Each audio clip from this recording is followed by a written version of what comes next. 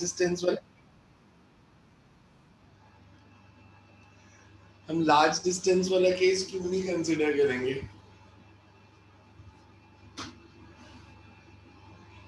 मतलब मैं यही क्यों लूंगा, जैसे मैं आपसे पूछूं से एक बॉडी को अगर मैंने ऊपर थ्रो किया with a velocity vertically upwards throw किया with a velocity of 2000 metre पर second, I cannot use these equations. Reason being,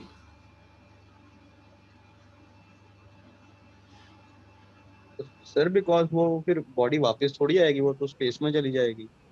अच्छा 2000 मीटर से स्पेस में चली जाएगी, ये आपसे किसने बोला? सर 2000 मीटर या 2000 मीटर पर सेकेंड? 2000 मीटर पर सेकंड से स्पेस में थोड़ी चली जाती है यार। 2 किलोमीटर पर सेकंड से बॉडी को फेंकोगे तो स्पेस में चली जाएगी। सैटेलाइट के लिए भी आपको वेलोसिटी कम से कम 7.8 चाहिए होती है, एस्केप कराने के लिए तो 11.2 किलोमीटर पर सेकंड, मतलब 11,200 मीटर पर सेकंड, मतलब 2000 मीटर पर सेकंड की बात कर रहा हूँ। Still you can not use this formulas because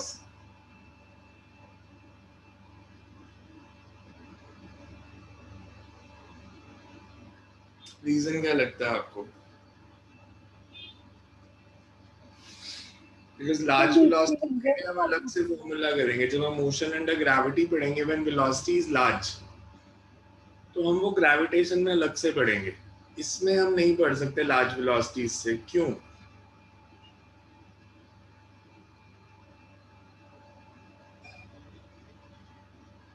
मैंने जब इक्वेशंस ड्राइव की थी s is equal to ut plus half ad square या v square minus u square is equal to 2as, इसमें कंडीशन क्या थी? सर कांस्टेंट एक्सेलरेशन होनी चाहिए। कांस्टेंट एक्सेलरेशन कांस्टेंट रहेगी अगर मैं ज्यादा वेलोसिटी दे दूंगा। अगर वो सरफेस ऑफ अर्थ से दूर चली जाती है थोड़ी सी, तो g कांस्टेंट होता है या g कम होना शुरू हो जाता है हाइट के साथ? सर कम होएगा। कम होना शुरू हुआ। क्यों कम होगा g हाइट के साथ? क्या रीजन है? हाइट के साथ g from come the sir अगर ऐसे तो जी surface 9.80 increases. लेते हैं हम। क्या? सर इनवर्सली प्रोपोर्शनल है ना स्क्वायर से। हाँ, बिकॉज अर्थ के सेंटर में बॉडी में डिस्टेंस बढ़ेगा तो ग्रेविटेशनल फोर्स कम होगी, तो g is because of gravitational force. तो हमने इसे स्मॉल वेलोसिटीज के केस के लिए करना है। फर्स्ट केस हम करते हैं जहाँ पे हम बॉडी को ग्राउंड से थ्रो करेंगे and it returns to the ground. मेरे पास ऐसे सिस्टम है,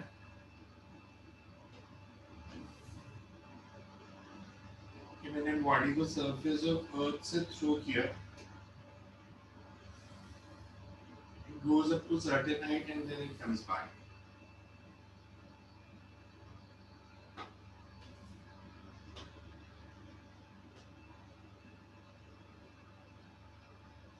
A से थ्रो किया, it goes up to the maximum height B and it returns back to A. Excuse me sir, हाँ जी, सर आपकी वॉइस कट रही है बीच बीच में।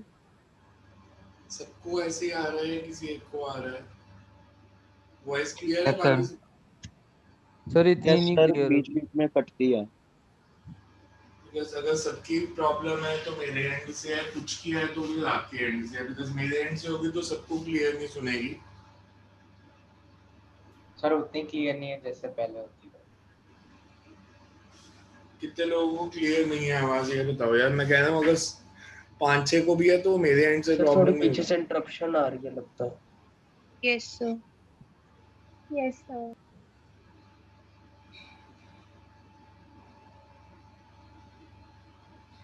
3-4 लोग कह रहे हैं प्रॉब्लम आ रही है। मतलब अपना एक बार डिस्कनेक्ट करके दोबारा कनेक्ट करो, मैं लॉग इन कर दूंगा। एक बार डिस्कनेक्ट करके कनेक्ट कर दो। सर हो रही है ब्रेक। सर आ रही है प्रॉब्लम। तो मैं कह तो रहा हूँ यार, उसको डिस्कनेक्ट करो, दोबारा कनेक्ट करने की कोशिश करो। बिकॉज अगर 5-6 को भी क्लियर सुन तो मेरे एंड से जा रही है, आपके एंड पे हो सकती है। सबको आ रही है तो मैं डिस्कनेक्ट करके दोबारा करूंगा, बट वो डिस्कनेक्ट करके कनेक्ट करना पड़ेगा ना। वैसे अपने आप तो ठीक नहीं होगी ना नेट की प्रॉब्लम। सर अब यहाँ पे जैसे पास आ रहा है तो अच्छी सुनाई दे रही है, दूर जा रहा है तो बहुत कम है। ओए वो कंसेप्ट ही नहीं है। मेरा यहाँ माइक लगा हुआ है, मैं पास जाऊं या दूर जाऊं उससे फर्क नहीं पड़ता। माइक तो मेरे से सेम डिस्टेंस पे ही है। मेरे हिलने से फर्क नहीं पड़ेगा बिकॉज माइक मेरी शर्ट के साथ अटैच है।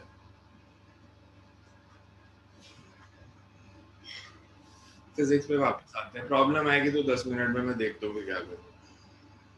मैंने बॉडी को ग्राउंड से थ्रो किया, वो हाईएस्ट पॉइंट तक गई एंड देन इट रिटर्न्स। हमने इसमें 3-4 चीजें निकालनी है। हमने निकालना है कि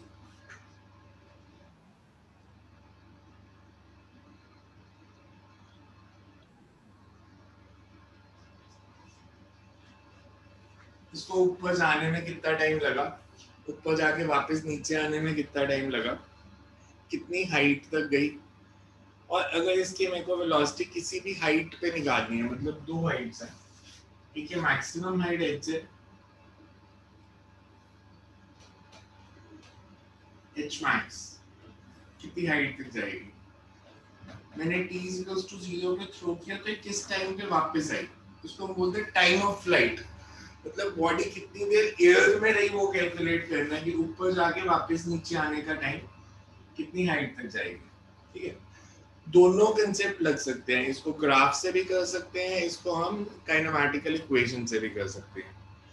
अगर मैं किसी बॉडी को थ्रो करता हूँ पॉइंट ए से and it's moving under gravity, तो मेरे को कौन कौन सी चीज पता है। अगर मेरे को निकालना है किस हाइट तक गई, मैक्सिमम हाइट निकालनी है, तो मेरे को कौन सी वैल्यूज पता है। इनिशियल वेलोसिटी पता है जिससे मैंने थ्रो किया u, फिर एक्सेलरेशन पता है। मेरे को फाइनल वेलोसिटी पता है बिकॉज हाईएस्ट पॉइंट पे जाके वर्टिकली थ्रो किया तो बॉडी रुकेगी एक बारी, सो फाइनल वेलोसिटी पता है और एक्सेलरेशन ड्यू टू ग्रेविटी पता है। 3 वैल्यूज पता है मेरे को, u, v और a, तो बाकी दोनों मैं निकाल सकता हूँ इसमें। बिकॉज अगर मेरे को टाइम निकालना है तो मैं ये फॉर्मूला लगा दूंगा v माइनस यू अपॉन ए। अगर मेरे को हाइट निकालनी है तो मैं v square minus you square upon 2s लगा दूंगा, 2a लगा दूंगा। तो अगर मेरे को 3 वैल्यूज काइनेमैटिक्स में पता हो तो मैं बाकी दो कैलकुलेट कर सकता हूँ नॉर्मल काइनेमैटिकल इक्वेशन लगा के। कि अगर टाइम ऑफ फ्लाइट निकाले तो कितना आएगा इस मेथड से, फाइनल वेलोसिटी कितनी है 0, एक्सेलरेशन g या माइनस g, और क्यों माइनस g क्यों ले रहा हूं मैं,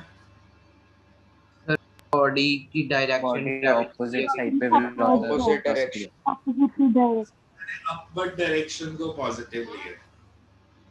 9th वाले कंसेप्ट बिल्कुल निकाल दो दिमाग से, भूल जाओ आपने 9th में कुछ पढ़ा था। मैं अपवर्ड डायरेक्शन को पॉजिटिव ले रहा हूं तो मैंने u को पॉजिटिव लिया यहाँ पे। मैं उल्टा कर सकता था, ऐसा कुछ नहीं है, मैं इसको नेगेटिव ले सकता था। अगर मैं u को नेगेटिव लूंगा तो फिर मैं a को पॉजिटिव लूंगा। मतलब फिर मेरे को ऐसी इक्वेशन लिखनी थी कि t is equals to v minus minus u upon g। तो आंसर तो सेम ही आना है u by g, पर आपको हमेशा एक डायरेक्शन को पॉजिटिव और ऑपोजिट डायरेक्शन वाली क्वांटिटीज को नेगेटिव लेना है। मैंने अपवर्ड डायरेक्शन को पॉजिटिव माना तो मैं u को पॉजिटिव ले रहा हूँ, ग्रेविटी डाउनवर्ड है इसलिए उसे नेगेटिव ले रहा हूँ। तो मेरे पास ये टाइम आ गया हाईएस्ट पॉइंट तक पहुंचने का u by g। अगर मेरे को हाइट निकालनी है कितनी हाइट तक जाएगी बॉडी, तो 0 minus u square by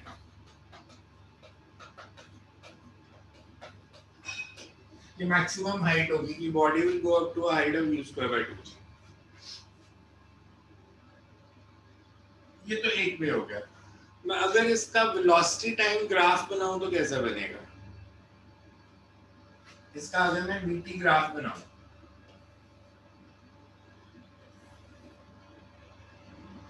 initial velocity है u, हाईएस्ट पॉइंट पे 0, so we can say initial velocity u है, highest point पे 0 है। ग्राफ स्ट्रेट लाइन या non straight line, straight line, अगर कांस्टेंट एक्सेलरेशन हो तो velocity time graph is straight line, straight line. तो इसका ग्राफ बना है ऐसे,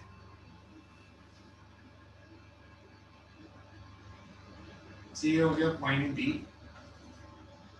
पॉइंट बी के बाद मैंने वेलोसिटी को नेगेटिव क्यों किया, बिकॉज़ इस पॉइंट पे पहुंचने के बाद बॉडी की वेलोसिटी की डायरेक्शन कौन सी हो गई, डाउनवर्ड ऑपोजिट डायरेक्शन में, डाउनवर्ड्स हो गया। और मैं डाउनवर्ड को नेगेटिव ले रहा हूँ, अपवर्ड को पॉजिटिव ले रहा हूँ, डाउनवर्ड को नेगेटिव।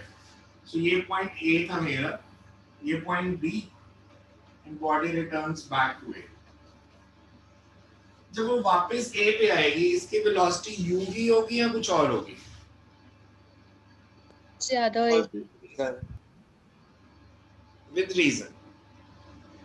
जब when the body returns back to A, मैंने अगर U से थ्रो किया था तो जब वो वापस आई A पे उसकी वेलोसिटी U ही होगी या कुछ और हो सकती है? कुछ और होगी और ज्यादा, बिकॉज अब जो Acceleration is on this side, positive है, in the same same direction. direction. तो वेलोसिटी U से ज्यादा होगी, आपके कहने का मतलब है। कितने लोग एग्री करते हैं? मैं नहीं करता। मैं कह रहा हूँ वेलोसिटी U ही होगी, कुछ और हो ही नहीं सकती। अब reason, why velocity cannot be different from U? Sir क्योंकि वो कांस्टेंट एक्सेलरेशन में मूव कर। तो कांस्टेंट एक्सेलरेशन से क्या होता है? कांस्टेंट एक्सेलरेशन में वेलोसिटी नहीं बदलती। ये कहाँ पढ़ा आपने कि एक्सेलरेशन कांस्टेंट है तो वेलोसिटी नहीं बदलेगी? मैंने तो आज तक कभी ऐसा नहीं स्टेटमेंट दिया कि कांस्टेंट एक्सेलरेशन है तो वेलोसिटी नहीं बदलती। एक्सेलरेशन का मतलब यही है कि वेलोसिटी बदलनी है। ठीक से सोचो। ये इक्वेशन देखिए कभी, देखिए। अब मेरे को बताओ, बॉडी यहाँ से शुरू हुई और वापस ए पे आ गई तो डिस्प्लेसमेंट कितनी है? 0. अगर s 0 है तो v और u इक्वल नहीं होंगे? यस। Yes. जब डिस्प्लेसमेंट 0 है, एक्सेलरेशन कुछ भी होती तो आंसर तो 0 ही आना था। v square minus u square is equal to 0, मतलब v is equal to u। Initial और फाइनल स्पीड तो सेम होंगे। अब छोड़ो ये इस इक्वेशन को, और कोई लॉजिक बताओ। मान लो मेरे को ये इक्वेशन नहीं आती, अब कुछ और भी तो सोच सकते हो ना। सिर्फ हम वही जो सोचे जो मैं बता रहा हूँ, आप खुद से सोचो कि वेलोसिटी u से अलग नहीं हो सकती। आपने कहा इसकी वेलोसिटी बढ़ गई, 2-3 लोग एग्री कर रहे थे उस पर, मेरे को पता नहीं, मैंने देखा नहीं नाम कौन कौन एग्री कर रहा था। आपने कहा वेलोसिटी बढ़ गई। अगर इसकी वेलोसिटी वापस ए पे आने पे u से ज्यादा होती तो फिजिक्स का कौन सा लॉ ब्रेक हो जाता?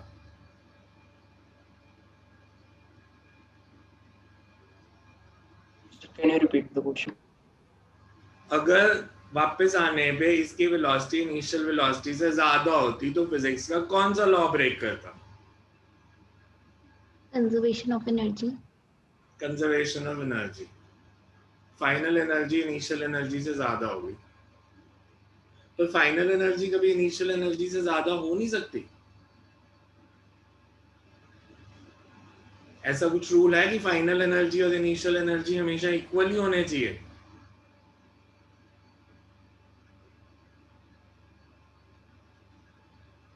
ऐसा कोई रूल है फिजिक्स में कि फाइनल एनर्जी और initial energy should be same, या इसमें कुछ कंडीशन होती है? सर कंडीशंस होती है। क्या होती है बताओ फिर, क्या कंडीशन है? सर बॉडी फ्री फॉल में। फ्री है, कौन से पंडे हैं यार तुम्हारे? मैं कंडीशन पूछ रहा हूँ, आप कह रहे हो बॉडी फ्री फॉल में है। फाइनल और इनिशियल एनर्जी इक्वल कब होती है?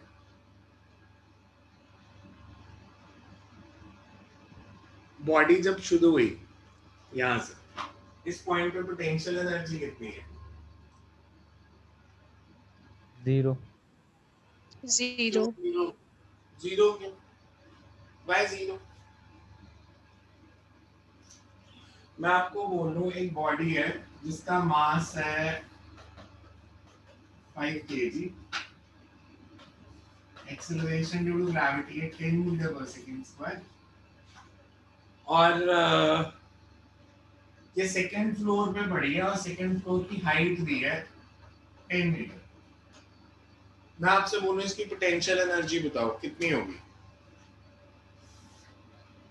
Sir 500 500 500 500 500 mgh. ऑप्शन देता हूँ मैं।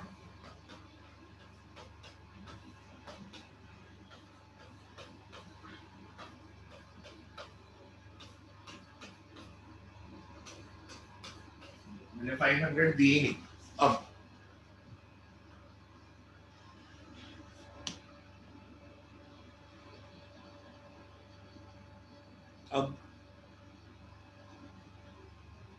500 मैंने ऑप्शन ही नहीं दिया आपको। इनमें से बताओ कौन सी एनर्जी है?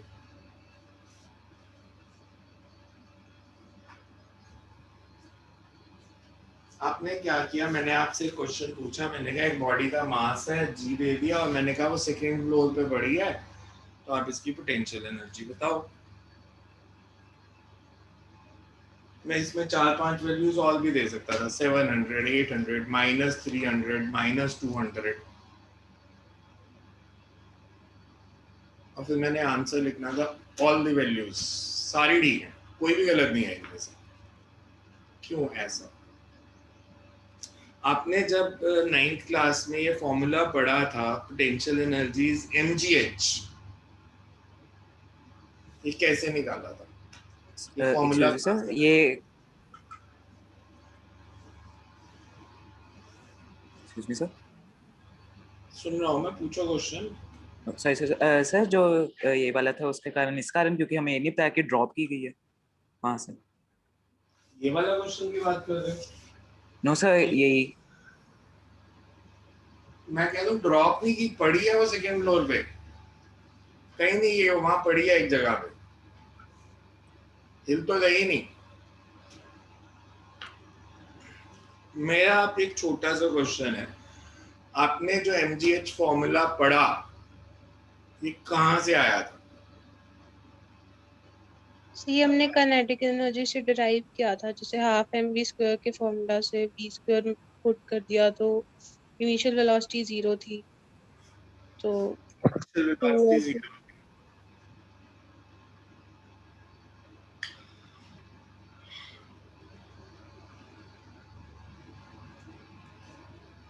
आपको पता नहीं किस वे में पढ़ाया। पोटेंशियल एनर्जी बेसिकली होती है work done to move a body from reference point to the final position. ये पोटेंशियल एनर्जी का कंसेप्ट होता है कि आप किसी चीज को रेफरेंस मानोगे, रेफरेंस पॉइंट, रेफरेंस हाइट, तो वहां से जहां लेके जाना है, वहां तक लेके जाने में जो मिनिमम वर्क करना पड़ेगा, that is the potential energy. अब मान लो मेरे हाथ में ये पेन है, ये जमीन पे पड़ा है, मैंने इसको उठाना है, तो मेरे को मिनिमम फोर्स अपवर्ड डायरेक्शन में कितनी लगानी पड़ेगी? Minimum force if I want to lift this pen. अभी इस पे डाउनवर्ड फोर्स कौन सी लग रही है? ग्रेविटेशनल। ग्रेविटेशन। कितनी है वो? mg। तो मेरे को इसको ऊपर उठाना है, तो मेरे को एटलीस्ट mg फोर्स तो लगानी पड़ेगी, तभी ये ऊपर उठेगा। और मैं इसको ग्राउंड से उठा के हाइट h तक ले गया by applying a force mg, तो वर्क डन कितना हुआ? वर्क डन का फॉर्मूला क्या पढ़ा था? फोर्स इनटू डिस्प्लेसमेंट, फोर्स कितनी लगाई मैंने? mg mg, और डिस्प्लेसमेंट है h, तो वर्क डन इज mgh। आपने कहा वो पोटेंशियल एनर्जी है, but concept was reference level से हाइट h तक लेके जाने का वर्क डन, फाइनल पॉइंट तक। अगर मैं रेफरेंस लेवल ही बदल दूं तो पोटेंशियल एनर्जी भी तो बदल जाएगी। मैं अगर सेकंड फ्लोर को ही रेफरेंस लेवल मान लूं तो पोटेंशियल एनर्जी हो जाएगी 0। मैं फर्स्ट फ्लोर को रेफरेंस मानूंगा तो पोटेंशियल एनर्जी कुछ और होगी, मैं सेकंड फ्लोर को रेफरेंस मानूंगा तो पोटेंशियल एनर्जी कुछ और होगी। मतलब मान लो ऐसे 3 फ्लोर है, से फर्स्ट फ्लोर है, इसकी हाइट है 5 मीटर, बॉडी इधर सेकंड फ्लोर पे पड़ी है, इसकी हाइट है 10 मीटर, और ये थर्ड फ्लोर है, इसकी हाइट है 15 मीटर।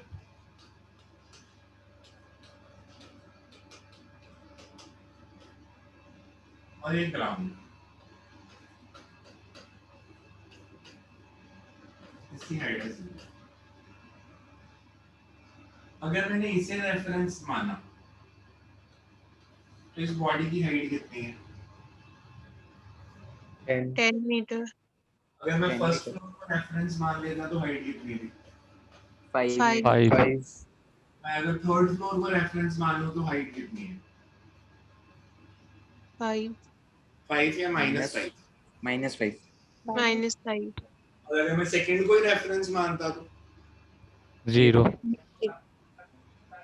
पोटेंशियल एनर्जी हमेशा इस पे डिपेंड करती है कि रेफरेंस लेवल किसे माना गया।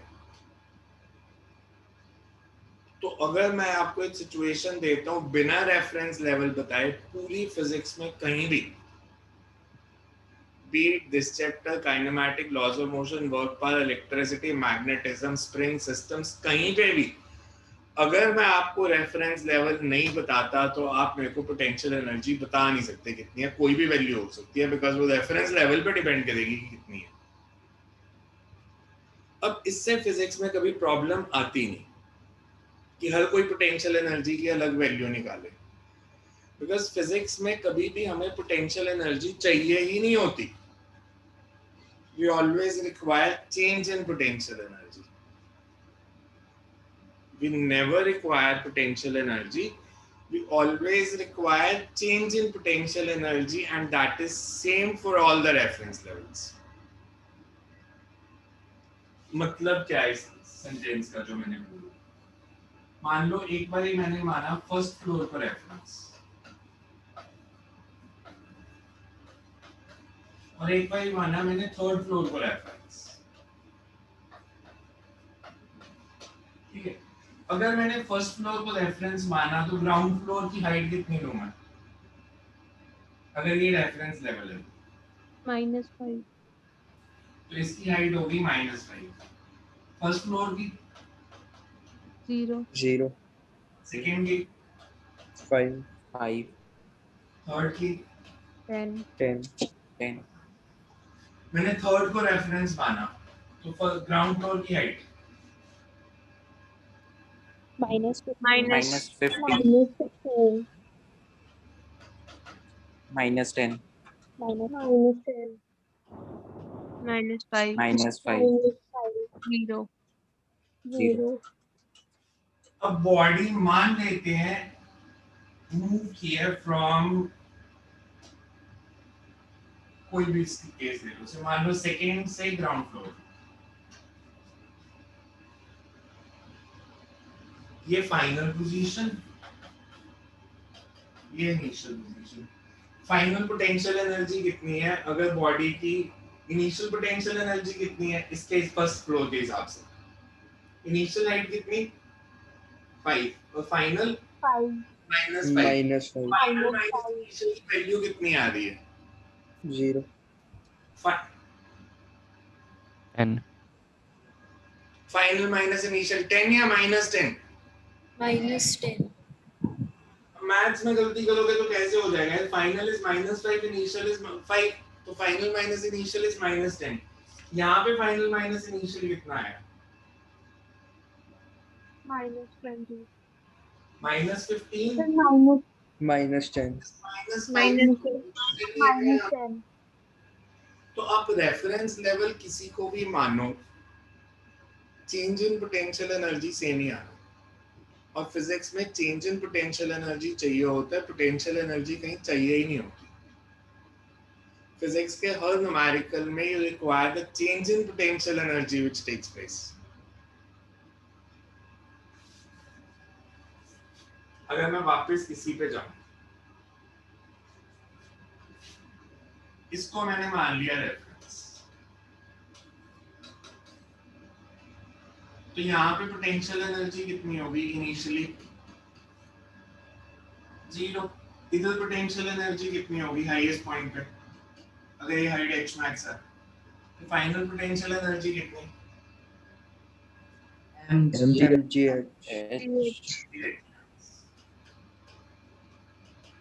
U2 माइनस U1 कितना हुआ? mgh max. mg h max. मैं इसको रेफरेंस मानता हूँ। तो इधर पोटेंशियल एनर्जी कितनी फाइनल? 0. 0. इनिशियल हाइट कितनी है फिर? ये हाइट कितनी होगी इस लेवल की? ये 0 है तो ये कितनी? h minus माइनस एच मैप माइनस h max। तो यहाँ पे पोटेंशियल एनर्जी कितनी? minus mgh. Minus M G H minus मैप mgh में माइनस U1 कितना? mg h max. mgh max M G H ये है इधर से भी। अब बॉडी नीचे से ऊपर जा रही है, काइनेटिक एनर्जी बढ़ रही है या कम हो रही है? कम हो रही है। कम हो रही है। इस पॉइंट से यहाँ जाने तक काइनेटिक एनर्जी कितनी कम होगी? इनिशियल कितनी थी? Half mv square, final 0। Conservation of energy says कि जितनी काइनेटिक एनर्जी कम होगी उतनी ही पोटेंशियल एनर्जी बढ़ सकती है, Yes, sir. है ना? काइनेटिक एनर्जी कम हो रही है हाफ mv स्क्वायर, और इतनी पोटेंशियल एनर्जी बढ़ सकती है। h max कितना आ गया? यहाँ से भी यही आया था, u स्क्वायर बाय 2j। तो मैं इसको एनर्जी कंजर्वेशन से भी सोच सकता था कि एनर्जी कंजर्वेशन लगा दो, kinetic sum of mechanical energy should be same. तो सम ऑफ मैकेनिकल एनर्जीज को मैंने इक्वेट कर दिया।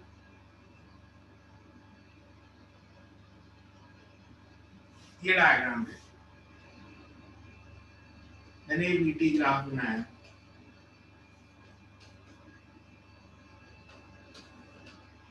स्लोप क्या रिप्रेजेंट करती है? Accelerate. x ये U,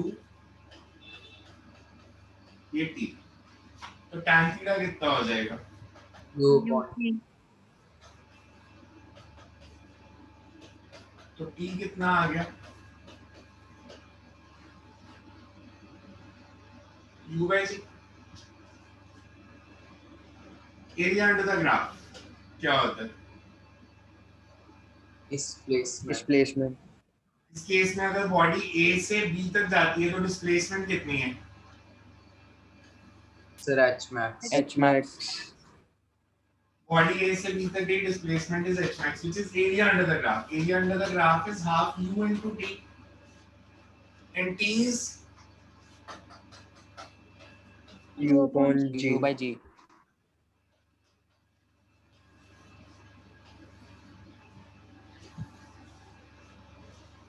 सोचना तो आपने है कि आपको कौन सा मेथड पसंद है। मैं सेम क्वेश्चन को अलग अलग तरीके से कर सकता हूँ, तो आप उसमें प्रैक्टिस करोगे जिसमें आप कंफर्टेबल हो, जो आपको लग रहा है कि हाँ ये मैं इजीली हैंडल कर लूंगा। समझ में आया? Yes, sir. Yes Yes, sir. कुछ नहीं आया आपको समझ? मैंने इस पेन को ड्रॉप किया, छोड़ दिया। मैं आपसे पूछूं, work done as it moves down to the ground, इसको हाइट h से छोड़ा था, वर्क डन इसके ग्राउंड तक जाने का। So please repeat the question.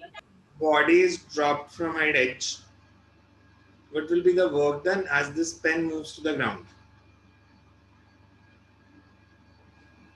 आसान क्वेश्चन पूछो पहले।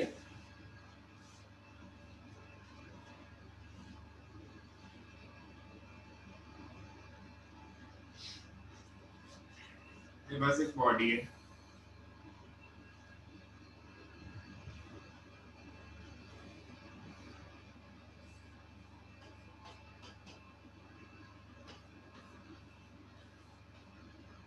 इस पे फोर्स लगाई, it displaces by distance s.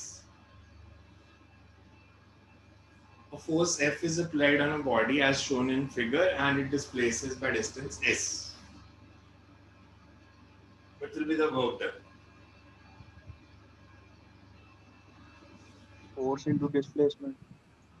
मेरे को आंसर बताओ, Fs होगा या नहीं होगा? Fs.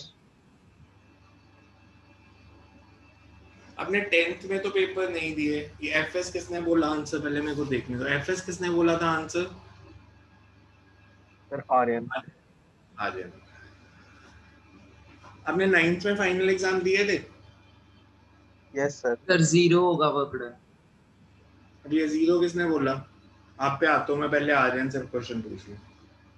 आप भी सेम क्वेश्चन का आंसर दोगे मेरे को। आपके मार्क्स कितने थे 100 में से आर्यन?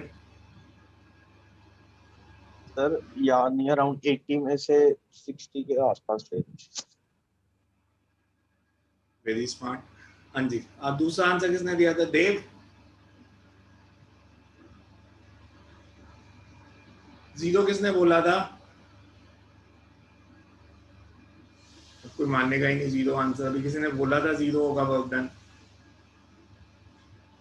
-fs होगा। प्रमोद -fs। अच्छा, आपके कितने मार्क्स थे 100 में से? सर 80 का था ना, तो 70 के ऊपर थे। मैं 100 में से पूछ रहा हूँ। सर वो नहीं पता मेरे को, वो देखा ही नहीं मैंने, मुझे ऐसे नहीं याद, 80 वाला याद। आप मेरे को गलत बता रहे हो, आपका 80 मार्क्स का पेपर था, 100 का नहीं था। सर हमेशा 50 और 80 के ही हुए हैं, वो बाकी वो एंड में 100 में लगा देते थे, वो बाकी वो नहीं पता। देखो ये sorry sir, but S is distance ना? एसएस डिस्टेंस और डिस्प्लेसमेंट दोनों सेम ही है इसमें। ओके तलमीन, आपके कितने मार्क्स थे? Sir 92 out of 100। देखो आप कितने स्मार्ट बच्चे हो, 11th क्लास में आ गए हो। मैं आपसे सब्जेक्ट भी नहीं पूछ रहा, मेरे को नंबर बता दो। मैंने पूछा, मैं हो सकता है मैं एसएसटी के नंबर पूछ रहा हूँ, हो सकता है मैं इंग्लिश के नंबर पूछ रहा हूँ, आपसे हिंदी के पूछ रहा हूँ, अब मेरे को नंबर भी बताई जा रहे हो। सर बिकॉज एक तो आपने क्वेश्चन पूछे, दूसरा आपके सब्जेक्ट के रिलेशन में तो मतलब वो assumption होगी ना अपने आप। मैंने आपसे पूछा मैं इस कोर्स का वर्क डन पूछ रहा हूँ, मैंने तो पूछा ही नहीं अभी। मैंने कहा वर्क डन कितना, और भी तो फोर्सेस लग रही है, सिर्फ एक एली फोर्स थोड़ी लग रही है। फ्रिक्शन। Yes sir. मतलब आप एक चीज ना अपने आप बहुत सारी assumptions लेते हो, जैसे, और आपकी गलती नहीं, आपको पढ़ाया ही ऐसे क्या 9th में। जीरो वर्क का example, work done by pulley moving on a platform, यही पढ़ा था जीरो वर्क का एग्जांपल, या कुछ और पढ़ा था? सर यही पढ़ा है ना। अब मेरे को बताओ, अगर कुली काम नहीं कर रहा, आप उसको पैसे किस बात के दे रहे हो फिर? सर, वो काम कर रहा है पर वो फिजिक्स की टर्म में शायद नहीं कर रहा। फिजिक्स के टर्म में नहीं कर रहा, और अगर मैं बोलूं वो नेगेटिव वर्क कर रहा है तो उससे पैसे ले लोगे कि तूने तो नेगेटिव वर्क किया, तू पैसे दे?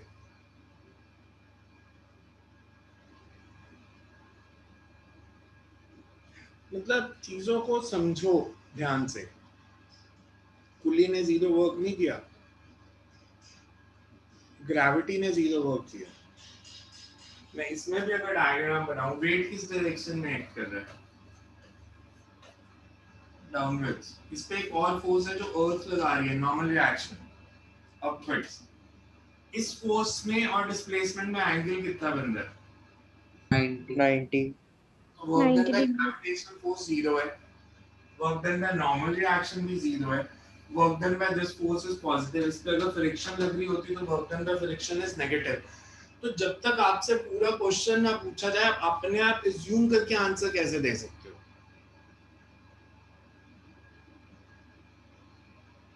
मैंने इस पेन को ड्रॉप किया तो ग्रेविटी का वर्क डन mgh आएगा। एयर रेजिस्टेंस लग रही होगी तो वो नेगेटिव वर्क कर देगी इस पे। मैंने इस पेन को नीचे से उठा के ऊपर रखा, से मैंने बोला कितना वर्क डन किया, तो ग्रेविटी ने पॉजिटिव वर्क किया या नेगेटिव? अगर इसमें पेन को नीचे से उठा के ऊपर रख रहा हूँ, नेगेटिव। ग्रेविटी का वर्क नेगेटिव। नेगेटिव, और मैंने जो फोर्स लगाई उसने पॉजिटिव, और नेट वर्क डन 0।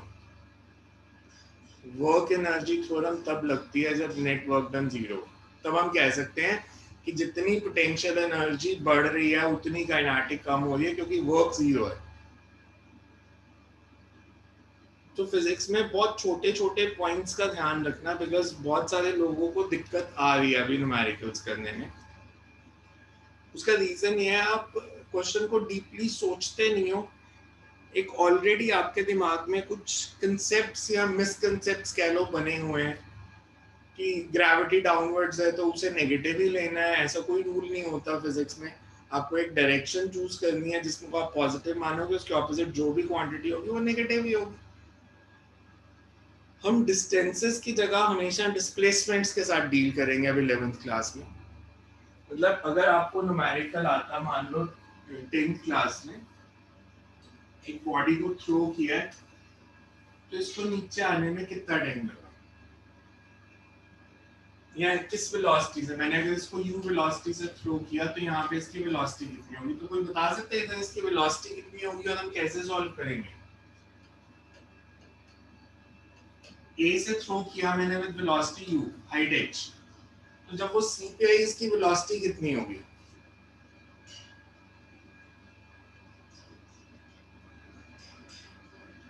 a से c आने में वेलोसिटी कितनी बढ़ेगी या कम हो जाएगी। Sir from A to C, मेरे को यहाँ पे वेलोसिटी चाहिए, तो मैं कैसे निकालूं C पॉइंट पे वेलोसिटी कितनी होगी। मैंने A पॉइंट है जो बिल्डिंग के ऊपर है, उसकी हाइट h है, वहां से एक बॉडी को थ्रो किया, तो when the body returns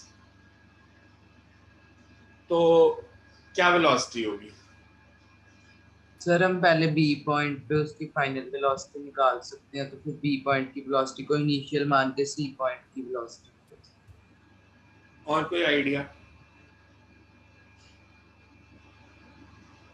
sir अगर आपने बॉडी फेंकी है तो वो नीचे गिर गई तो फाइनल वेलोसिटी 0 नहीं हो जाएगी। वो तो जब रुक जाएगी अर्थ पे आगे, फाइनल वेलोसिटी का मतलब होता है किस वेलोसिटी से आगे अर्थ को हिट किया, ओके। नॉट कि जब वो रुक गई तब बतानी है। तो बॉडी किस वेलोसिटी से आगे हिट करेगी। मैंने जो ये मार्क किया कि ऐसे b वेलोसिटी से आई, तो ये b वेलोसिटी होगी कितनी और इसको हम कैसे निकाल सकते हैं। एक ने कहा कि पहले मैं b पे निकाल लूंगा वेलोसिटी, a से b पे तो 0 है, फिर आपको b पॉइंट की हाइट निकालनी पड़ेगी, फिर आपको उसको h में ऐड करना पड़ेगा, फिर आप c पॉइंट पे वेलोसिटी निकाल लोगे। और कोई मैथड।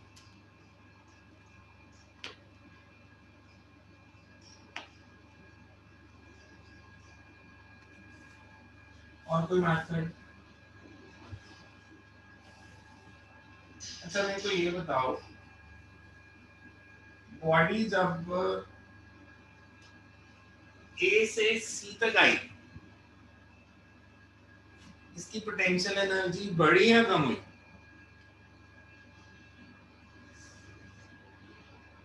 A से C आने में रेफरेंस पॉइंट क्या है। कोई भी हो, चेंज तो सेम ही रहना ना। ये थोड़ी है एक रेफरेंस पॉइंट के साथ बढ़ेगी दूसरे के साथ कम होगी। मैंने कहा था चेंज तो सेम ही रहता। तो A से C आएगी तो पोटेंशियल एनर्जी बढ़ेगी या कम होगी। किसी को भी रेफरेंस मानो, आंसर वही रहना। सेम, बढ़ी या कम हुई। कम होएगी सर। कम होएगी। कितनी कम हो जाएगी। हाइट कितनी कम हुई है। Sir h। इसका तो कोई लेना देना नहीं है ऊपर कितनी गई, हाइट तो h ही कम हुई है।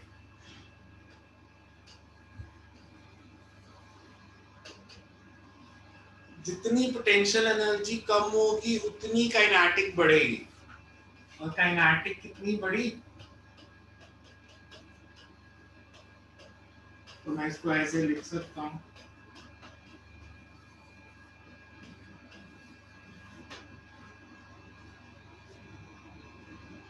मैं इसको काइनेमेटिक सोचता। अब नॉर्मल जो आप साइन कन्वेंशन लेते हो ना, बिकॉज़ वो आपके दिमाग में बहुत रिजिडली फिक्स्ड है, मैं अपवर्ड डायरेक्शन को नेगेटिव मानता हूं। मैं इस assumption के साथ इसको सॉल्व करने लगा हूँ कि अपवर्ड डायरेक्शन नेगेटिव है, तो इनिशियल वेलोसिटी कितनी है, u या minus you? Minus you. Minus you. Acceleration कितनी है? -t। मैंने अपवर्ड डायरेक्शन को नेगेटिव प्लस माना, पॉजिटिव। तो ग्रेविटी डाउनवर्ड्स है, इट शुड बी g और माइनस g। जी। जी। डिस्प्लेसमेंट, डिस्टेंस नहीं, डिस्प्लेसमेंट a से c तक, h तो minus h H h plus downward है, v square is equals to u square plus 2as, यही फॉर्मूला है। तो यहाँ से भी v square वही आ रहा है। आपको जरूरत ही क्या है ऊपर जाने की, मैं आपको यही समझा रहा हूँ, आपको डिस्टेंस नहीं निकालना, आपको डिस्प्लेसमेंट इक्वेशन है आपके पास। मेरे को कोई जरूरत नहीं है ये देखने की कि बॉडी कितना ऊपर गई और फिर नीचे आई, उससे सिर्फ टाइम चेंज होता है, फाइनल वेलोसिटी नहीं चेंज होती। मैं किस वेलोसिटी से फेंकूंगा, मैं जितनी ज्यादा वेलोसिटी इसको दूंगा ये बॉडी उतनी ऊपर जाएगी, और उतना ज्यादा इसको नीचे आने में टाइम भी लगेगा। बट अगर मैंने इसको u वेलोसिटी से फेंका है तो यहाँ पे वेलोसिटी हमेशा u स्क्वायर प्लस 2gh ही होनी है।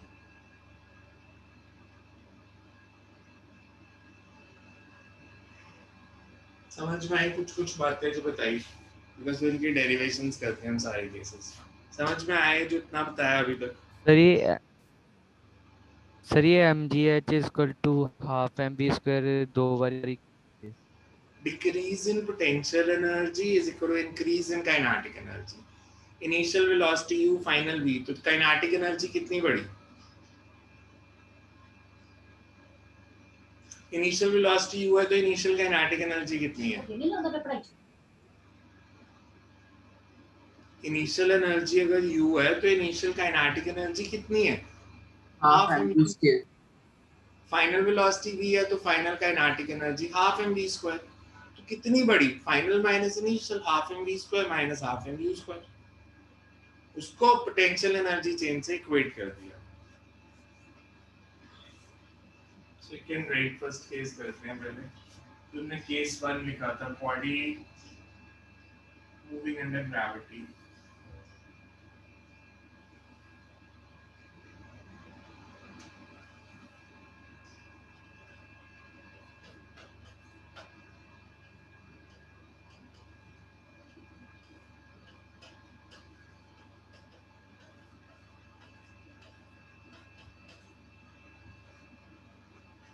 Second right, consider body of mass m.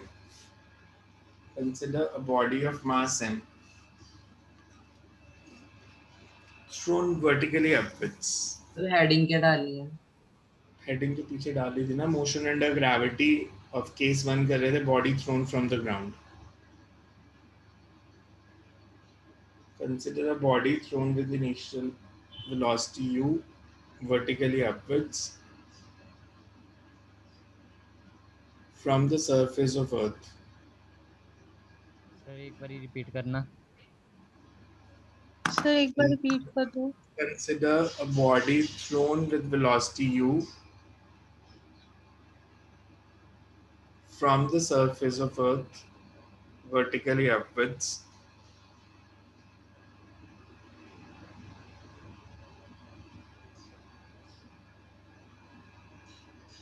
it reaches the maximum height h max. It reaches the maximum height h max and returns to the ground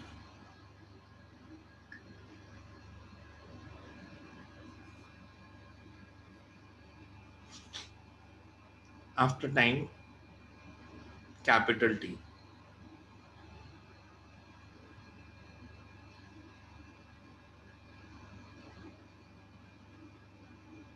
first heading डालो और इसके अंदर time of ascent, time of ascent.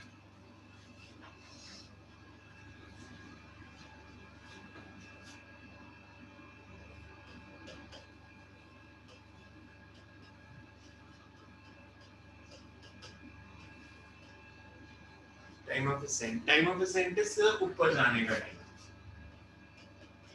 Let's say TA. Time of ascent. It is time taken by the body to move from ground to the maximum height. It is time taken by the body to move from ground to the maximum height.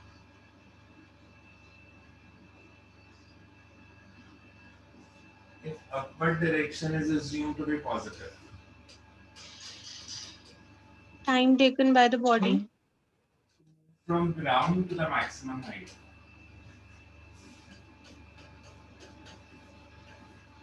If upward direction is assumed to be positive.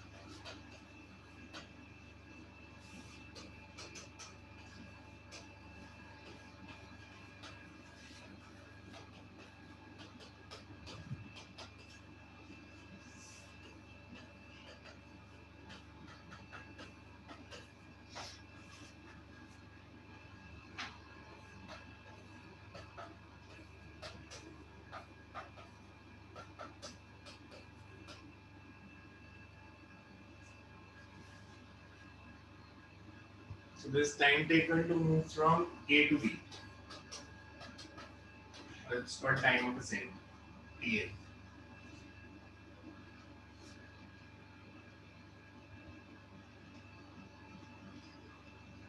नीचे से ऊपर जाने में अगर इतना time लगेगा, ऊपर से नीचे आने सेम लगेगा या डिफरेंट लगेगा? पर सेम लगेगा. Same. क्यों? सेम क्यों लगेगा? Sir, time of ascent is equal to time of descent. क्यों? मैं नहीं मानता ना, मेरे को प्रूफ करो. मैं ऐसे मानता ही नहीं कोई बात. Why time of descent should be equal to time of ascent?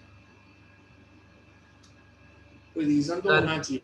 Sir distance उसका सर सेम रहेगा जितना उसने ट्रैवल किया. फिर एक्सेलरेशन भी सेम. So sir velocity. हमें एयर रेजिस्टेंस नेगलेक्ट करके चलनी है. हाँ, एयर रेजिस्टेंस नेगलेक्ट करनी. टाइम का फॉर्मूला होता है change in velocity upon acceleration. Change in velocity और एक्सेलरेशन सेम है. पहले वेलोसिटी v से 0 u से 0 तक कम हुई थी, अब 0 से u तक बढ़ रही है.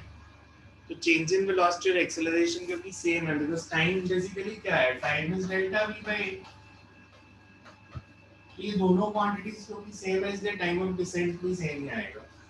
बट मैं अगर सीधा टोटल टाइम ऑफ फ्लाइट निकालना चाहूँ, इसको तो मैं ऐसे लिख देता हूँ एक बारी.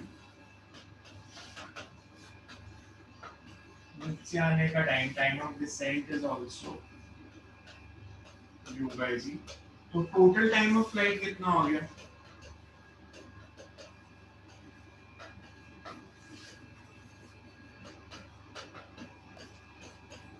ऊपर आने का टाइम प्लस नीचे आने का time.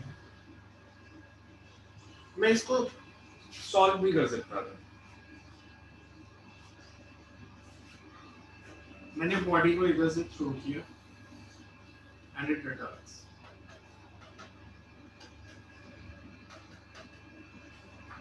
Initial velocity u,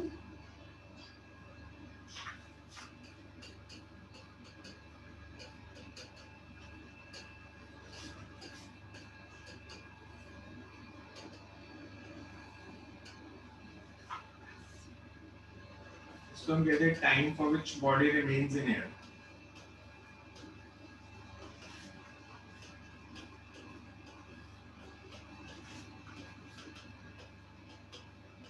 total time जब वो एयर में थी.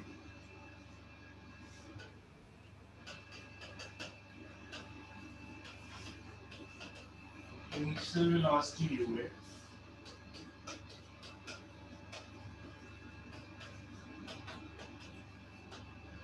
डिस्प्लेसमेंट कितनी है? पूरी जर्नी के लिए डिस्प्लेसमेंट 0. 0. 0.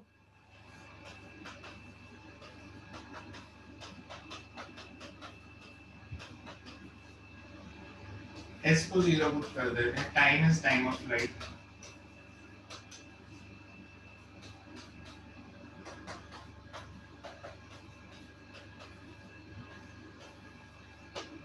पहले भी यही आया था, time of ascent plus time of descent is 2u/g. या you can say total time of flight 2u/g है, टाइम ऑफ असेंट u/g है, तो टाइम ऑफ डिसेंट भी उतना ही होगा.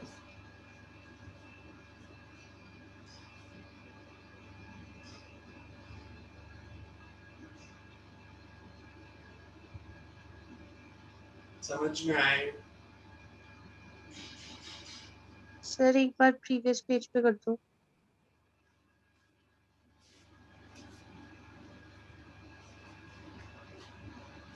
आइंस्टाइन ने ना एक बहुत पॉपुलर स्टेटमेंट दी थी, physics is a game, you have to play with the equations. तो बस फिजिक्स में होता यही है, आपके एक बार कंसेप्ट दिमाग में बैठ गया, इक्वेशंस के साथ you can find the answer. हमें से प्रैक्टिस से स्पीड बढ़ानी होती है.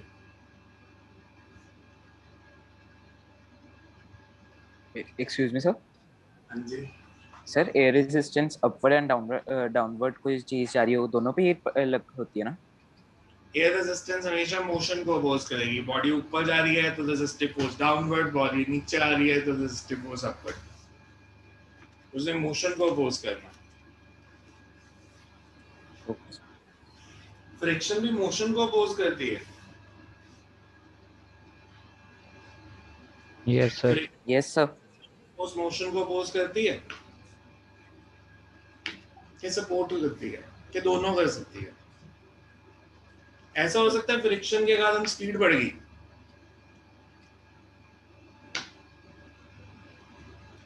ऐसा हो सकता है कि फ्रिक्शन के कारण स्पीड बढ़ गई, कि नहीं हो सकता? हो सकता है सर. कैसे? सर मतलब जैसे कोई बंदा स्केटिंग कर रहा है तो वो फ्रिक्शन के कारण ही उसके पैरों के पहिए आगे बढ़ते हैं. अच्छा, मेरे को लगा आप अर्थ को पीछे धक्का मार रहे हो तो अर्थ आपको आगे धक्का मार रही है. ऐसे नहीं होता.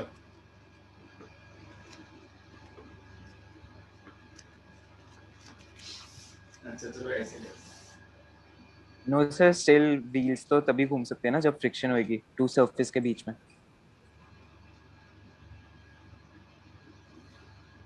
मेरे पास ऐसे दो बॉडीज हैं,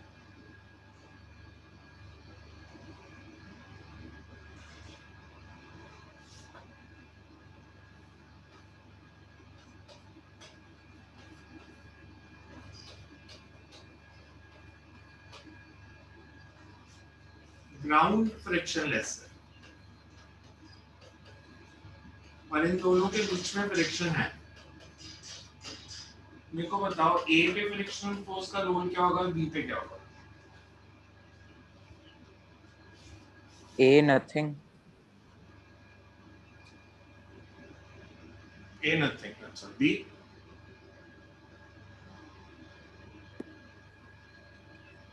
helping to stay with A. B का क्या होगा?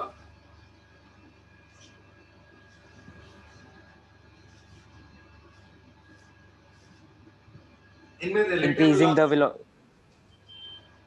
इनमें रिलेटिव वेलोसिटी है 8. इन दोनों बॉडीज में, और कितनी है रिलेटिव वेलोसिटी? 8. सर 8. 8 मीटर पर सेकंड. कौन सी तेज चल रही है, कौन सी धीरे? A is fast. A fast, be slow. Friction motion को अपोज नहीं करती. ऐसे केसेस में फ्रिक्शन रिलेटिव मोशन को अपोज करती है. मतलब जो तेज चल रहा है उसको धीरे करेगी, जो धीरे चल रहा है उसको तेज करेगी, so that relative velocity zero हो जाए. आप अगर कभी ध्यान से सोचते तो कंसेप्ट नॉर्मल जो आपने पढ़ा वो यही था. आपने एक बॉडी को अर्थ पे स्लाइड कर दिया, फ्रिक्शन के कारण वो थोड़ी देर के बाद रुक गई. तो जब मैंने स्लाइड किया था तो बॉडी में और अर्थ में रिलेटिव वेलोसिटी थी, और जब वो रुक गई तो बॉडी और अर्थ में रिलेटिव वेलोसिटी कितनी हो गई? जीरो। जीरो। जीरो। बॉडी पे अर्थ ने जो फोर्स लगाई वो वेलोसिटी की डायरेक्शन में लगाई या वेलोसिटी के ऑपोजिट? बॉडी पे अर्थ ने ऑपोजिट, है ना? मान लो ये अर्थ, बिकॉज़ इसका रेडियस ऑफ कर्वेचर बहुत बड़ा है तो ये हमें फ्लैट नजर आ रहा है। मैंने इस डायरेक्शन में वेलोसिटी दी तो अर्थ ने इसकी मोशन को अपोज किया। अगर अर्थ बॉडी पे बैकवर्ड फोर्स लगाएगी तो बॉडी अर्थ पे फॉरवर्ड फोर्स नहीं लगाएगी, Newton's third law. Yes sir. Yes sir. इस पे भी ऐसे ही हो रहा है। ये जो बी बॉडी है ये ए को रोकने की कोशिश कर रही है, तो बी ने ये पे फोर्स लगाई पीछे और इस पे फोर्स लगी आगे। इसकी वेलोसिटी बढ़ेगी और इसकी कम हो जाएगी तब तक जब तक दोनों की वेलोसिटी सेम नहीं हो जाती और रिलेटिव वेलोसिटी जीरो नहीं हो जाती। फ्रिक्शन आपकी फिजिक्स में सबसे इंटेलिजेंट फोर्स है, बिकॉज ये फॉर्मूला से कभी नहीं निकलती ढंग से, ये कंसेप्ट से निकलेगी। फॉर्मूला लगाओगे तो हमेशा, या आप कह लो 95% ऑफ द टाइम आप गलत आंसर निकालोगे अगर आपके दिमाग में फ्रिक्शन का कंसेप्ट नहीं है तो वो रिलेटिव मोशन को अपोज करती है। एनीवेज इस पे दोबारा आते हैं। हमने दो वैल्यूज निकाली, एक हमने निकाली टाइम ऑफ फ्लाइट और एक मैक्सिमम हाइट। मैक्सिमम हाइट निकाल ली है, नहीं निकाली, नहीं निकाली। इसके बाद लिख लो maximum height. Maximum height, it is the maximum vertical displacement. It is the maximum vertical displacement of the body during its flight. Maximum vertical displacement of the body during its flight.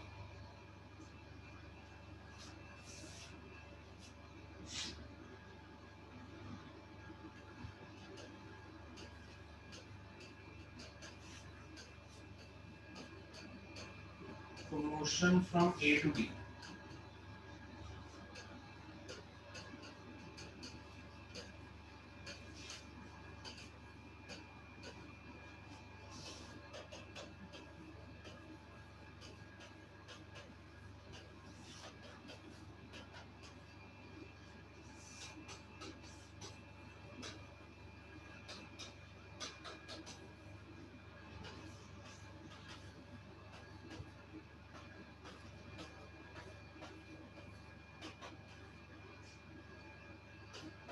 So you can say H max is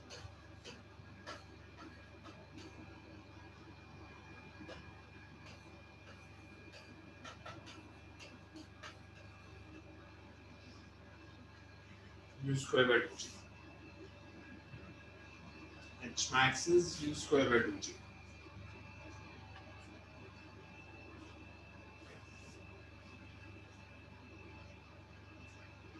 clear है सबको?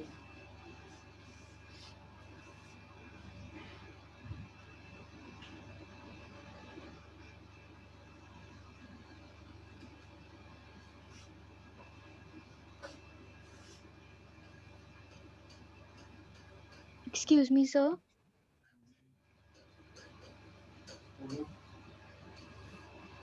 Sir friction वाले में relative का थोड़ा समझ नहीं आया। Relative का मतलब होता है कि रिलेटिव मोशन क्या है? When one body is moving with respect to other. Friction का रूल सिर्फ ये है कि उस रिलेटिव वेलोसिटी को किल करना है। मतलब एक बॉडी दूसरे के रिलेटिव मूव कर रही है तो जो तेज चल रही है उसको धीरे कर देती है, जो धीरे चल रही है उसको तेज कर देती है, जब तक दोनों की वेलोसिटी सेम नहीं हो जाती। तो उस हिसाब से डायरेक्शन चूज होती है। मतलब जो स्लो चल रही है उसकी वेलोसिटी बढ़ानी है तो फ्रिक्शन किस डायरेक्शन में होनी चाहिए? वेलोसिटी या वेलोसिटी के ऑपोजिट? वेलोसिटी। वेलोसिटी की डायरेक्शन में। और जो फास्ट चल रही है उसकी उसको स्लो करना है तो उसके opposite.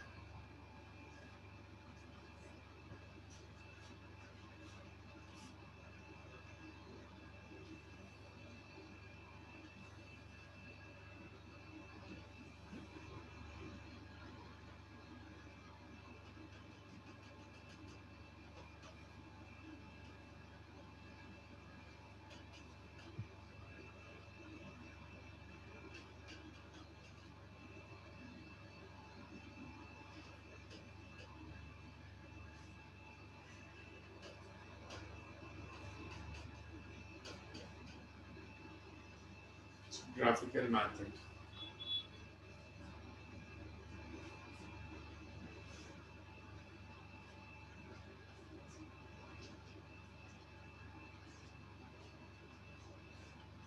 So you can write his body is moving under. His body is moving under the effect of constant. His body is moving under the effect of constant acceleration. His body is moving under the effect of constant acceleration. Velocity line graph is straight line.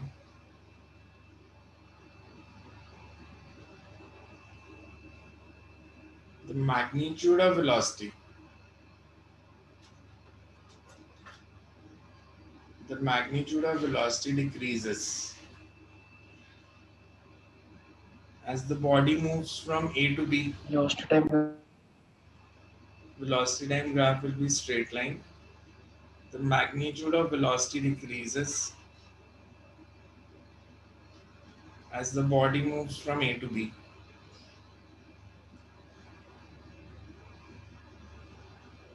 As body moves From A to B. And the magnitude of velocity increases when the body moves back from B to A.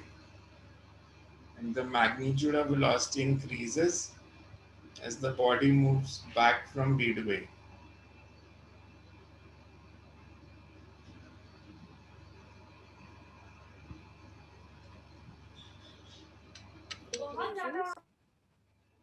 Slope of velocity time graph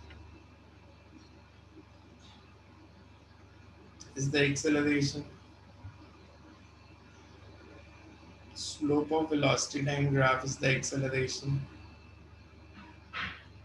Mathematically,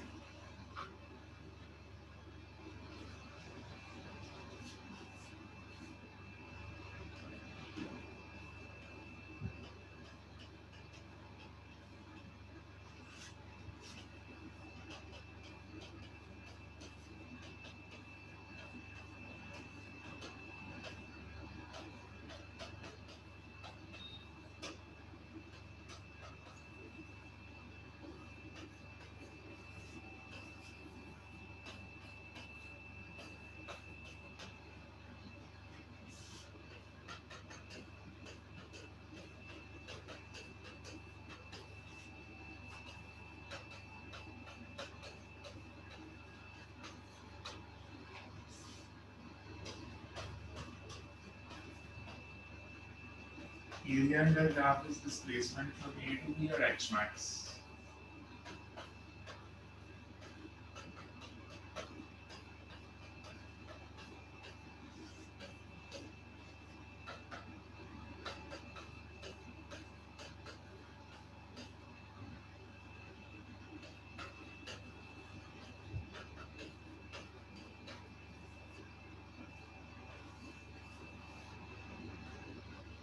So graph से भी कर सकते हैं कि H max is u square by u.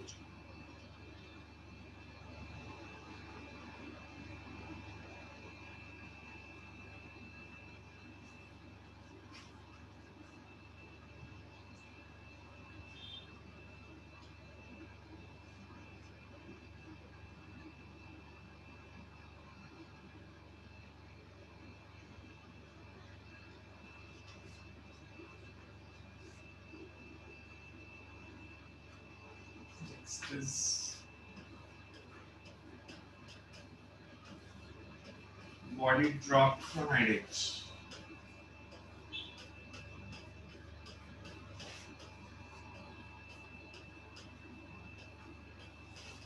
Sir 1 minute वो पिछला page show करना, वो लास्ट लाइन का।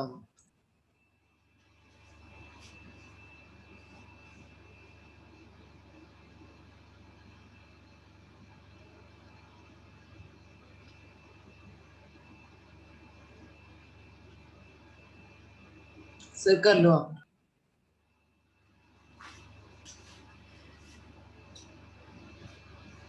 ये सिंपल केस होता है। बॉडी को हाइट h से ड्रॉप किया,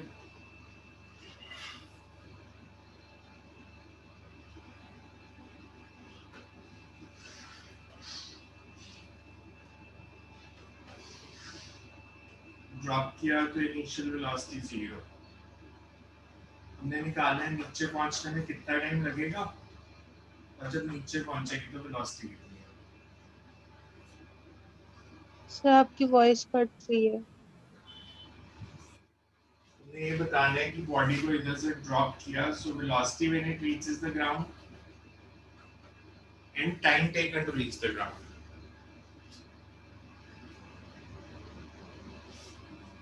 Time taken to reach the ground and velocity. So you can write.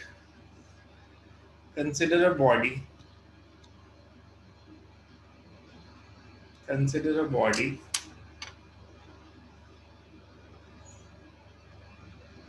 which is dropped from head edge. Drop मतलब initial velocity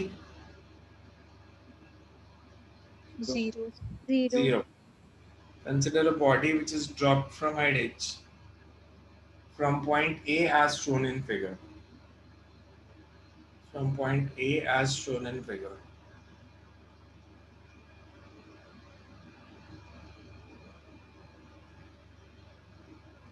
If upward direction is assumed to be positive. If upward direction is assumed to be positive, then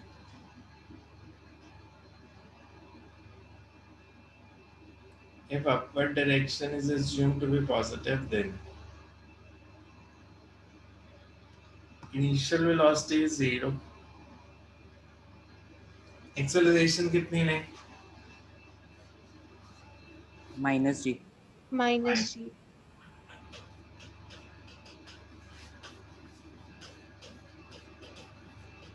Displacement -h. -h. Very good.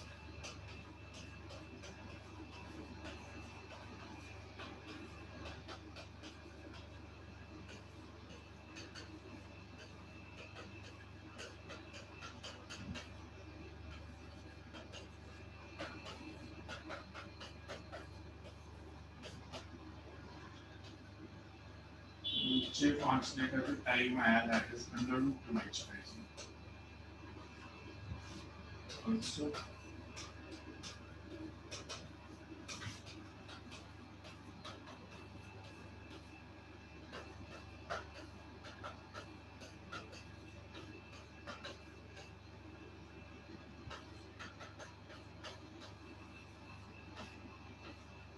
velocity on reaching the ground is under root 2gh and time is under root 2h by g.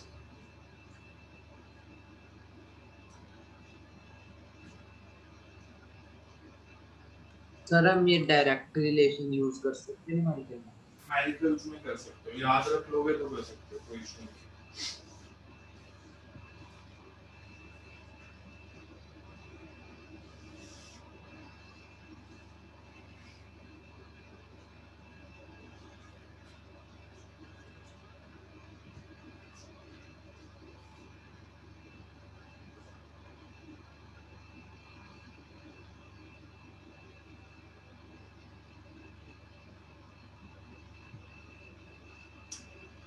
Write a numerical based on these. Gravity हाँ motion. Sir So write a numerical.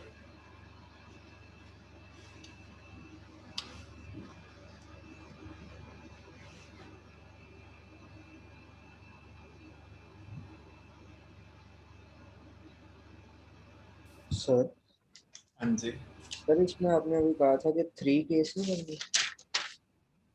क्या तीसरा तीन case के- numerical में लिखाने लगा हूँ ना। Okay sir. A body is thrown vertically upwards from head edge. A body is thrown vertically upwards from head edge. And it strikes the ground after time t1.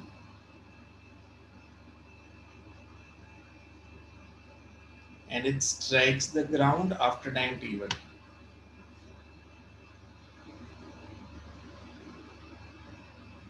If the same body is drop thrown, if the same body is thrown downwards, vertically downwards.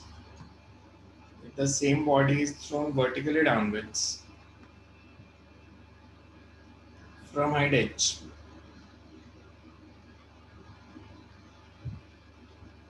it reaches the ground in time t2.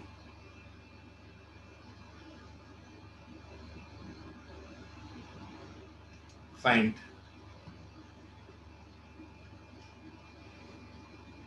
Find. Time taken to reach the ground. If body is dropped from height h. If body is dropped from height h. हमें दिया building के ऊपर से एक body को ऊपर throw किया तो ग्राउंड तक पहुंचने में t1 टाइम लगा, नीचे थ्रो किया तो t2 टाइम लगा, तो अगर मैं ड्रॉप करता तो कितना टाइम लगता? Reach the ground from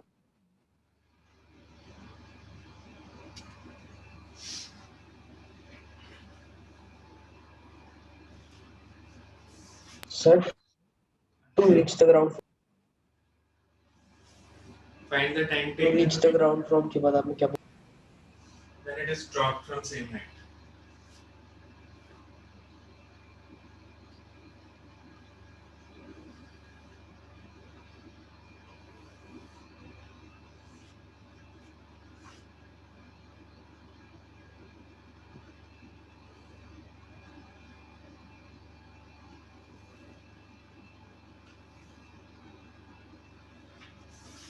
एक केस दिया है, बॉडी को ऐसे थ्रो किया अपवर्ड्स, डायग्राम दिया है साथ में इस क्वेश्चन में। दूसरी वाली दिया है कि उसको नीचे ड्रॉप किया,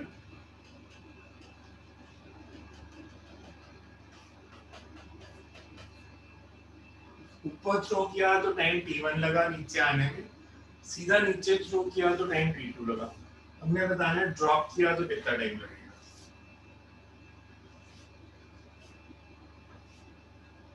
तो आंसर t1 t2 की टर्म्स में निकाल, पहले इसको डील करते हैं।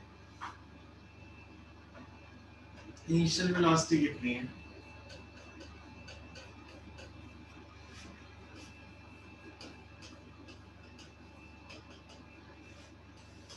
u ली, मतलब अपवर्ड को पॉजिटिव लिया, डाउनवर्ड को पॉजिटिव लिया। अपवर्ड। एक्सेलरेशन कितनी? -10। डिस्प्लेसमेंट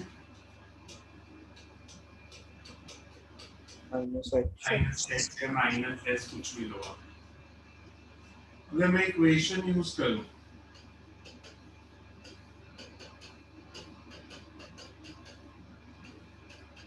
मेरे पास ये इक्वेशन बनी -h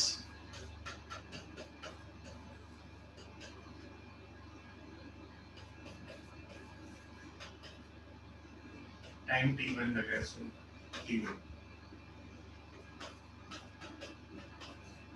इसको ऐसे लिख सकता हूँ,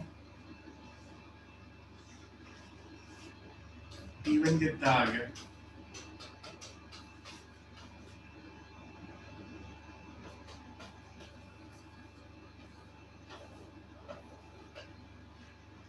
यही होगी t1 की वैल्यू।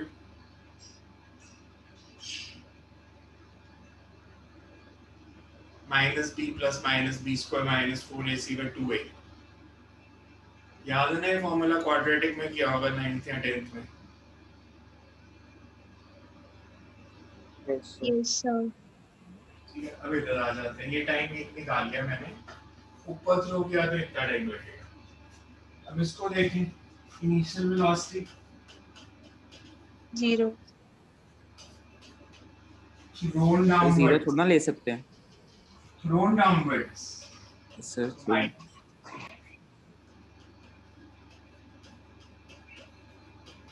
-g।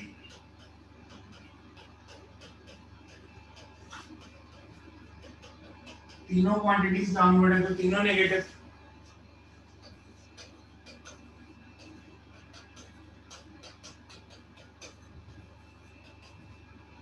-h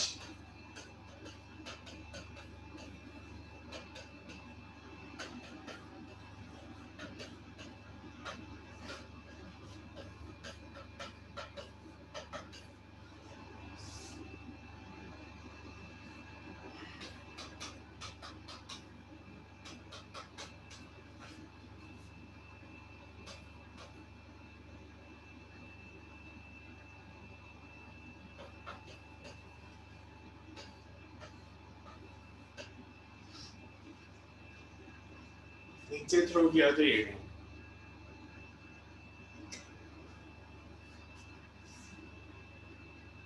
दो वैल्यूज आ रही हैं, एक छोड़नी पड़ेगी, इसमें कौन सी छोड़ो?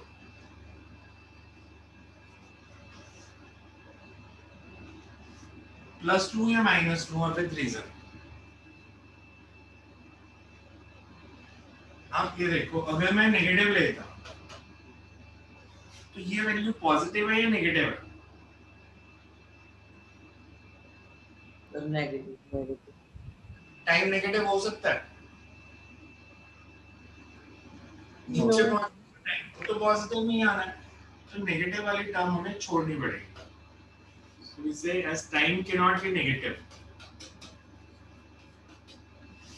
as time t1 is not negative, तो t1 की वैल्यू आ गई u प्लस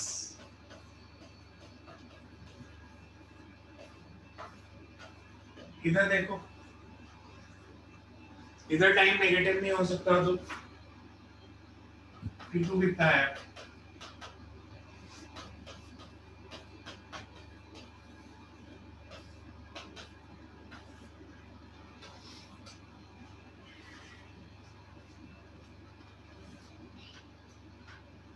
ठीक है,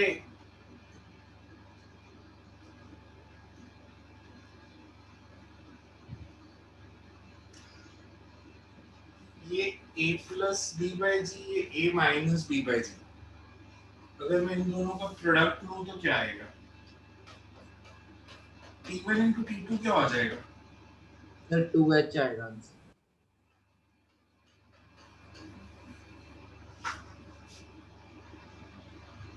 u square plus 2gh u square upon g square. तो t1 इंटू t2 कितना आ गया? 2h by g। तो मैं कह सकता हूँ कि when body is dropped,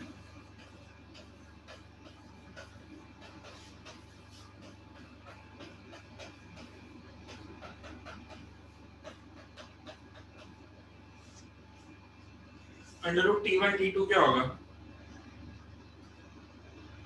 under root t1 t2 रो 2h by g। 2h upon g। जब बॉडी को ड्रॉप किया तो यही टाइम था under root 2h by g। ऊपर फेंका t1 लगा, नीचे फेंका t2 लगा, ड्रॉप करोगे तो it will always be under root t1 t2। तो इस रिजल्ट को एमसीक्यूज के लिए याद भी रख सकते हो।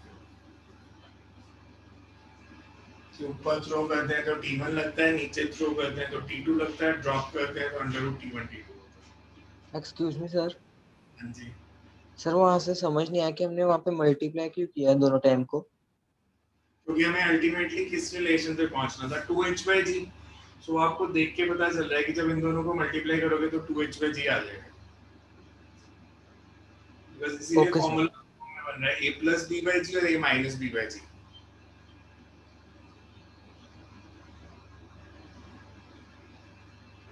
Excuse me sir.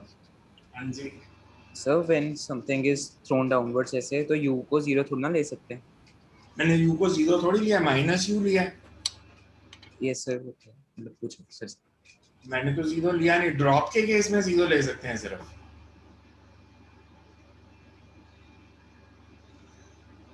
Next time करते हैं इसको, देखना आज वाली सारी थ्योरी को दोबारा से एक बारी। सर तो आज मेरे लिए पीडीएफ सेंड कर देना। तो पीडीएफ भेज देना। बट इसको एक बारी ध्यान से देखना, क्योंकि आपको न्यूमेरिकल्स में जो मैंने ऑब्जर्व किया, कुछ लोगों के बहुत अच्छे से चल रहे हैं, जिनको प्रॉब्लम आ रही है वो थोड़ी सी मिसकंसेप्शंस दिमाग में ज़्यादा है। सो प्रैक्टिस से ही दूर होंगी जिससे जल्दी निकले। बिकॉज अभी जो मैं आपको असाइनमेंट्स दे रहा हूँ, या आज टेस्ट भी था ग्राफ वाला जिन्होंने किया, तो उसमें मेरे ख्याल से अगर 10 क्वेश्चन है तो 15 मिनट से ज़्यादा लगने ही नहीं चाहिए थे। अगर आपका कंप्लीट नहीं हो रहा, मतलब यू नीड मोर प्रैक्टिस। तो हम ये भी आराम से करेंगे, हमारे पास बहुत टाइम है +1 में अभी। तो जब तक आपके 1D के परफेक्ट नहीं होते हम आगे नहीं चलेंगे न्यूमेरिकल्स में।